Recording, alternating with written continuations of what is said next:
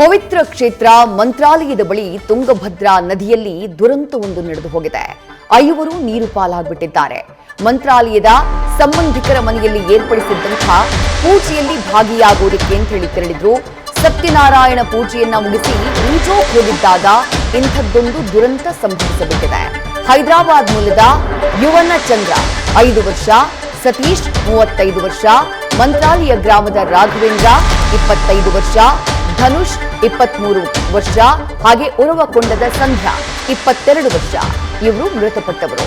ತುಂಗಭದ್ರಾ ನದಿಯಲ್ಲಿ ನಾಪತ್ತೆಯಾಗಿದ್ದಾರೆ. ಅಪರ್ಣಾ ಅನ್ನೋರು ಪಾರಾಗಿದ್ದು ಧನುಷ್ ಮೃತದೇಹ ಪತ್ತೆಯಾಗಿದೆ. ಸ್ಥಳದಲ್ಲಿ ಉಳಿದವರಿಗಾಗಿ ಪೊಲೀಸರು ಹಾಗೆ ಮೀನುಗಾರರು ಶೋಧವನ್ನ ನಡೆಸುತ್ತಿದ್ದಾರೆ. ಎಮ್ಮಿಗನೂರು ಡಿವೈಎಸ್ಪಿ ಭಾರ್ಗವಿ ಸ್ಥಳಕ್ಕೆ ಭೇಟಿಯನ್ನ ಕೊಟ್ಟು ಪರಿಶೀಲನೆಯನ್ನ ಮಾಡ್ತಿದ್ದಾರೆ. ಪವಿತ್ರ ಕ್ಷೇತ್ರ ಮಂತ್ರಾಲಯದ ಬಳಿ ಆಗಿರುವಂತಹ ದುರಂತ ಇದು. ತುಂಗಭದ್ರಾ ನದಿಯಲ್ಲಿ 5 ನೀರು ಪಾಲಾಗಿದ್ದಾರೆ.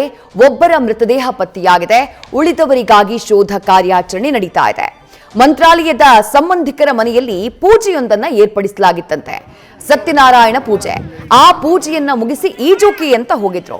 ಹಾಗೆ ಹೋದಂತಹ ಸಂದರ್ಭದಲ್ಲಿ 5 ವರ್ಷದ ಕಂದ ಯುವನ ಚಂದ್ರ ಹಾಗೆ 35 ವರ್ಷದ ಸತೀಶ್ ಅನ್ನೋರು, ಮಂತ್ರಾಲಯ ಗ್ರಾಮದ 25 ವರ್ಷದ ರಾಘವೇಂದ್ರ ಅನ್ನುವಂತಹ ಯುವಕ, 23 ವರ್ಷದ ಧನುಷ್ ಅನ್ನುವಂತಹ ಯುವಕ ಹಾಗೆ ಉರವಕೊಂಡದ ಸಂಧ್ಯಾ 22 ವರ್ಷದ ಸಂಧ್ಯಾ ಅನ್ನುವಂತಹ ಯುವತಿ ತುಂಗಭದ್ರಾ ನದಿಯಲ್ಲಿ ನಾಪತ್ತೆಯಾಗ್ಬಿಟ್ಟಿದ್ದಾರೆ. ಅಪರ್ಣಾ ಅನ್ನೋರು ಪಾರಾಗಿದ್ದು ಧನುಷ್ ಎಂಬುವರ ಮೃತದೇಹ ಪತ್ತೆಯಾಗಿದೆ. ಈಗ ಉಳಿದವರಿಗಾಗಿ ಶೋಧ ಕಾರ್ಯಾಚರಣೆ ಮುಂದುವರೆದಿದೆ. ಪೊಲೀಸರು ಹಾಗೆ ಮುಳುಗು ತಜ್ಞರು, ಮೀನುಗಾರರು ಶೋಧ ಕಾರ್ಯಾಚರಣೆಯಲ್ಲಿ ನಿರತರಾಗಿದ್ದಾರೆ. ಎಮ್ಮಿಗನೂರು ಡಿವೈಎಸ್ಪಿ ಭಾರ್ಗವಿಯವರು ಸ್ಥಳಕ್ಕೆ ಭೇಟಿಯನ್ನ ಕೊಟ್ಟು ಪರಿಶೀಲನೆಯನ್ನ ನಡೆಸುತ್ತಿದ್ದಾರೆ.